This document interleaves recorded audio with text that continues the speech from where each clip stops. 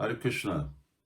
Here we are again, Bhagavad Gita, and this time I'm using a telephone because I just did a really good presentation about the Bhagavad Gita, of course, and it froze. Just towards the end, it froze. What a disaster. I'm not going to go through that anymore. So from now on, we'll be using this medium, and I hope the sound and the visuals are fine. So let's really get into the topic at hand, and that is Karma Yoga, Action, and Krishna Consciousness. Yes, we have shifted on to the fifth chapter. The fourth chapter was Transcendental Knowledge, and the third chapter was Karma Yoga. So now this becomes Karma Yoga, Action, and Krishna Consciousness. What happened? Same title, but you just sort of add something on. Well, yes, something very, very important. Karma Yoga means to work for the benefit of the Supreme. Give up the results of your activities for the Supreme. But in the fourth chapter, it was revealed, Krishna revealed that the Supreme is he himself. So, and he also explained, if you remember at a previous talk, we explained that action or karma that's done in knowledge gives a different type of result than action that's done in ignorance or not done in full knowledge. So here now the full knowledge is what is the purpose of action, and the purpose of action is to please Krishna, and that consciousness is called Krishna consciousness. Now we are reading a really very interesting verse, and I think this will really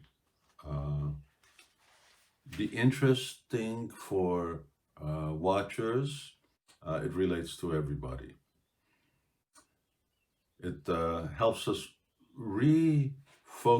Well, what's life really meant to be all about? Okay, let me stop talking about it and start doing it. The Sanskrit, Yehi samsparsha jabhoga dukkha dyonaya evate adyantavanta konteya nateshu ramate buddha. An intelligent person does not take part in the sources of misery which are due to contact with the material senses. O son of Kunti, Kunti is Arjuna's mother, such pleasures have a beginning and an end, and so the wise man does not delight in them.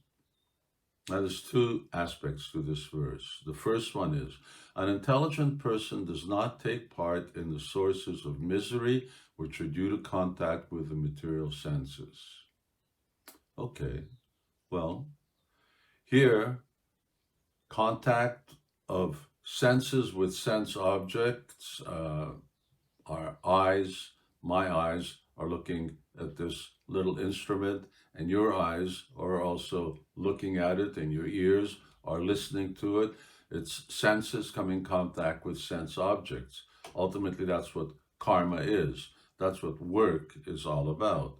Is that so many senses, and it may be our working senses, our hands, our legs, or we're doing so many things.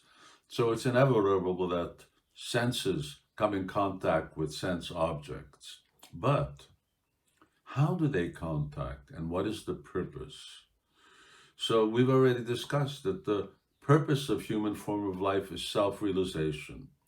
When the senses come in contact with sense objects, in other words, when someone lives and works, and he accepts only those things that are favorable for self-realization, that's called yoga. And when you accept other things that are not favorable, that are unnecessary, we call that unrestricted sense gratification, then that's called illusion. That's called wasting the valuable human form of life. So when human beings give unlimited access, the senses to sense objects, let me taste anything, let me see anything, let me hear anything, let me do anything, which is unfortunately the trend of the world that we live in. Therefore, the world that we live in is not a world where people are really very interested or know very much about self-realization. They don't even know what the self is. So here, what's being emphasized is an intelligent person, he doesn't act in this way, or she doesn't act in this way. The acts accepting only those activities favorable for spiritual elevation. And now, a very important thing here, because what's being said is that the connection with the senses, sense objects, are sources of misery. And you may say, well, hang on there, but I do all of these things because I get pleasure from them. But Krishna is saying, no, they're a source of misery. In other words, when someone does things that are not spiritually beneficial, these are actually sources of misery. Why? Because they don't serve the ultimate purpose of spiritual realization, which means really being happy. And now we get to the next verse, and I'll come back to why this is actually misery. He says, such pleasures have a beginning and an end, and so the wise man does not delight in them. So twice Krishna is repeating, who's intelligent, who's wise. So what Krishna is saying here, yes, your connection of senses with sense objects, what you call pleasure, is not really pleasure. It's actually misery. It's suffering. Why is it suffering? Two things. One is, and this is what this verse says, it has a beginning and it has an end. Anything that has a beginning and has an end is suffering. Take a toy away from a child. What do? They cry. Why? Because it's temporary. Their enjoyment was cut short. But all our enjoyment is cut short. The final instrument of our enjoyment, namely this body, which is the aggregate of all of the senses, when that dies, then the enjoyment is finished. Of course, the enjoyment's already finished in the process of dying, which is getting old and getting sick. So anything that is temporary is not really pleasure. The other point, well, what is it that I'm experiencing? You are experiencing a sensation that you're giving the name pleasure to, that you're giving the name happiness to, but it's not, it's actually misery. Well, why am I doing that? You're doing it because you're in illusion, but you're doing it for another reason.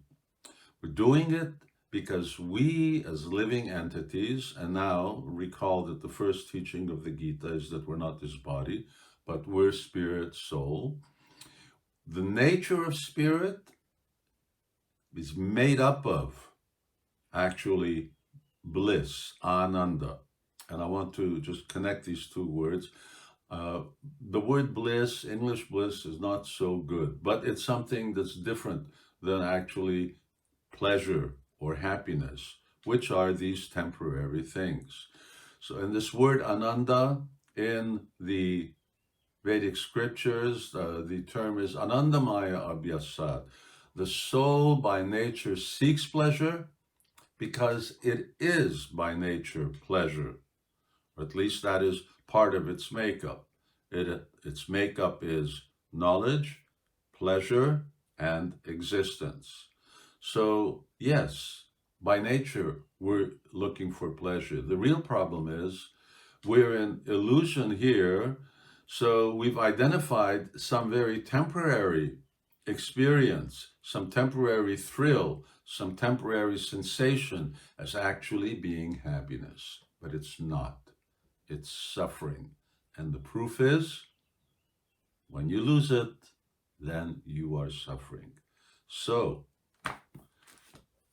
our lives should be adjusted that we only accept those sense contact that gives us real pleasure because it's connection with the Supreme, and therefore, because that is eternal, Therefore, the real pleasure and real pleasure itself, this ananda, it is also eternal. It has no beginning and end.